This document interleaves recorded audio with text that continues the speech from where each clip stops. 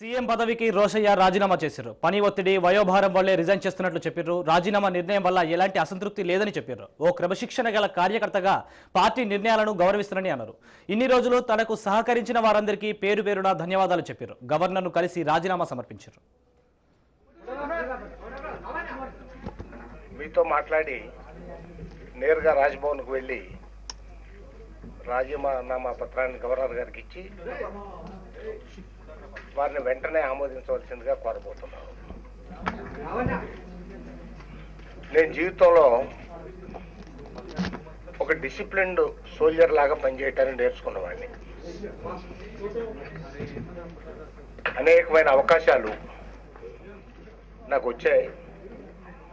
అవకాశాలు వచ్చినప్పుడు ఏదో పెద్దవాడిని అనుకోవటం, ఒకవేళ అవకాశాలు లేనప్పుడు నిరుత్సాహపడటం రెండూ నేర్చుకోవాలి జీవితంలో.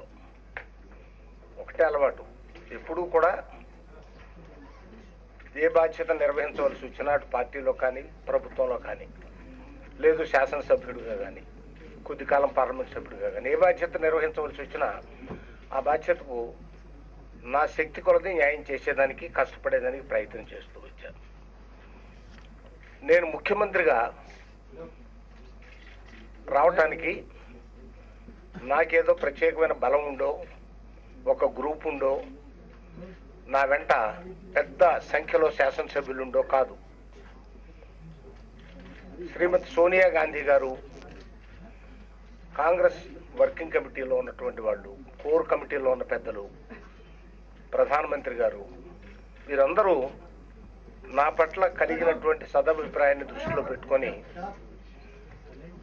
నన్ను మిత్రులు రాజశేఖర రెడ్డి గారు అకాల మరణం తరువాత ఏర్పడినటువంటి వెలితిలో నన్ను ఈ బాధ్యతను నిర్వహించమని కోరారు.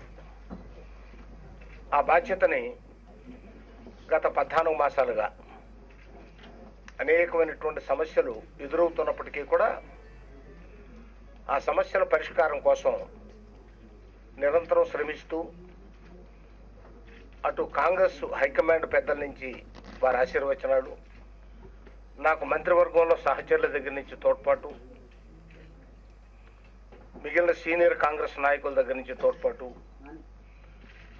రాష్ట్ర కాంగ్రెస్ అధ్యక్షులు కానీ రాష్ట్ర కాంగ్రెస్లో కార్యవర్గం కానీ, అటు ప్రభుత్వంలో రాష్ట్ర కాంగ్రెస్లో బాధ్యత లేకపోయినా కాంగ్రెస్లో ఎంతో మంది పెద్దలు ఉన్నారు. వారందరూ, మరీ ముఖ్యంగా పార్లమెంట్ సభ్యులు, గౌరవ పార్లమెంట్ సభ్యులు, మన రాష్ట్రం నుంచి ఎన్నికైనటువంటి వారు 2 సభలకి, శాసనసభ్యులు, శాసనమండలి సభ్యులు, జిల్లాల్లో ఉన్నటువంటి స్థానిక నాయకులు అందరూ సహకరించి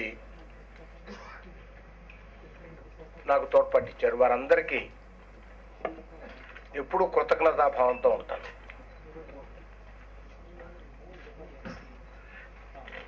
అలాగే ప్రభుత్వ యంత్రాంగం, చీఫ్ సెక్రటరీ దగ్గర నుంచి క్రింది స్థాయి వరకు, అలాగే జిల్లా కలెక్టర్లు కానీ, ఎస్పీస్ కానీ, డీజీపీ కానీ, వివిధ శాఖల్లో ఉన్నటువంటి ప్రభుత్వ అధికారులు నాకు మంచి సహకారం అందించారు. వారి సహకారంతో తీసుకున్నటువంటి నిర్ణయాలు, ఏ నిర్ణయం కూడా ప్రజల విమర్శకు గురి కాకుండానే నా బాధ్యతను నిర్వహించగలిగాను. నాకు ఈ బాధ్యత నిర్వహణలో నాకేం అసంతృప్తి లేదు, సంతృప్తిగా ఉన్నాను. అయితే ఎందుకు రాజీనామా చేస్తున్నాననేది కూడా మీకు వివరించాలి. ఒకటి, నాకు ఈ బాధ్యత వచ్చేనట్టుకే కొంచెం అడ్వాన్స్డ్ ఏజ్లో ఉన్నా. 2, పనులు చాలా ఒత్తిడి. ఇదివరకు మంత్రిగా ఉంటే ఆ శాఖకి సంబంధించి ఒక శాఖ 2 శాఖలు చూచేవాడిని. ముఖ్యమంత్రిగా అన్ని శాఖల మధ్య సమన్వయం చూసుకుంటూ ప్రతి శాఖలో జరుగుతున్నటువంటి కార్యక్రమాలని ఆ మంత్రి గారు అధికారులను కూర్చోబెట్టి రివ్యూ చేసుకోవటం, నిరంతరం వీటన్నిటిని చూసుకోవాల్సి రావడంతో కొంచెం శ్రమ మోతాదు పెరుగుతుంది. అందువల్లే అప్పుడప్పుడు ఇదివరలో మీ అందరితో చాలా కులాసగా చాలా ఖాళీగా మాట్లాడుకుంటుండేవాళ్ళం. ఈ మధ్య మీతో పెద్ద ఖాళీగా కూర్చొని మాట్లాడే సమయమే లేదు. ఒకటి అప్పుడప్పుడు ఎప్పుడైనా కొంచెం చిరాకు పడితే మీకు కూడా మనసు కష్టం కలిగి ఉండొచ్చు. అది మీ పట్ల ఉన్నటువంటి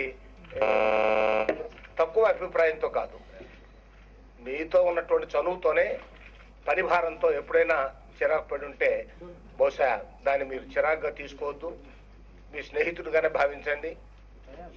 రేపటి నుంచి ఖాళీగా ఉంటా కాబట్టి ఎక్కువసేపు మీతో వీలున్నప్పుడల్లా గడపడానికి ప్రయత్నం. రాష్ట్ర ప్రజలందరూ కూడా నా పట్ల చూపినటువంటి ఆదరణ నాకు. ఇక జైపాల్ రెడ్డి సోనియా నివాసానికి చేరుకున్నారు. దీనికి సంబంధించిన పూర్తి వివరాలు మా ప్రతినిధి దీపక్ ఢిల్లీ నుంచి ఇలా అందిస్తారు. దీపక్ చెప్పండి, సోనియా జైపాల్ రెడ్డిల భేటీకి సంబంధించిన వివరాలు ఏంటి?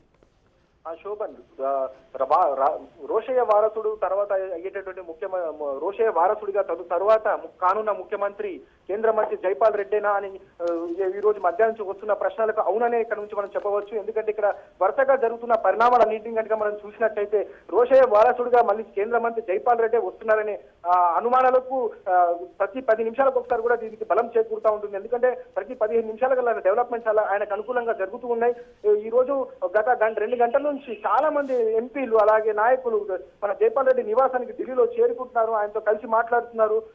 ఎంపీలు సుబ్బిరామరెడ్డి, కిల్లి కృపారాణి, కనుమూరి బాపిరాజు, మాగుంట శ్రీనివాసులు రెడ్డి, వీళ్ళతో పాటుగా కొంతమంది ఆమోసు, శ్రీధర్ రెడ్డి, ఇలాంటి చాలా మంది నాయకులు జైపాల్ రెడ్డి నివాసానికి చేరుకొని వాళ్ళతో మాట్లాడుతున్నారు. అలాగే జేడీ శీలన్ కూడా, అంటే సీమాంధ్ర నాయకులు చెందిన ప్రాంతానికి చెందిన ఒక మంచి ఎంపీగా, అంటే రాహుల్ గాంధీకి నియోజకవర్గానికి ఇన్ఛార్జ్ గా ఉన్నటువంటి జేడీ శీలం, అంటే జేడీ శీలం కు రాహుల్ గాంధీకి కొంచెం మంచి సన్నిహిత సంబంధాలు ఉన్నాయని చెప్పేసి అందరూ అనుకుంటారు. ఆ జేడీ శీలం కూడా కొద్దిసేపటి క్రితమే మన జైపాల్ రెడ్డితో సమావేశమయ్యారు. అయితే ఇవన్నీ పరిణామాలు పక్కన జరుగుతున్నాయి. అయితే సిఎల్పి సమావేశంలో పరిశీలకులుగా రావాల్సినటువంటి ప్రణబ్ ముఖర్జీ అలాగే అహ్మద్ పటేల్ వీరందరూ కూడా సోనియా గాంధీ నివాసానికి చర్చిస్తా ఉన్నారు. ఆ సమావేశానికి ఇక్కడ ఉన్న జైపాల్ రెడ్డి ఆహ్వానించడం జరిగింది. ఆ ఆహ్వానం అందుకున్న వెంటనే జైపాల్ రెడ్డి తన నివాసం నుంచి సోనియా గాంధీ నివాసానికి చేరుకున్నారు. అక్కడ ప్రణబ్ ముఖర్జీ అలాగే మిగతా కాంగ్రెస్ పెద్దలతో మాట్లాడతారు.